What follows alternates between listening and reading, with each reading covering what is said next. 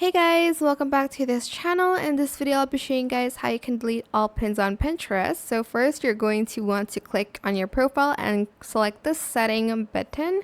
Then select the manage visibility, and under show all pins, you're just going to select that.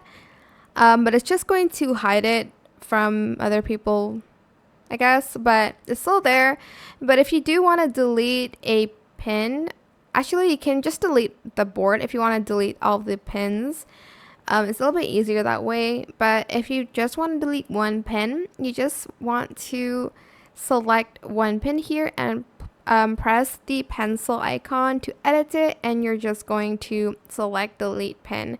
It's that simple. I hope this tutorial was helpful for you guys. Don't forget to like, comment, share.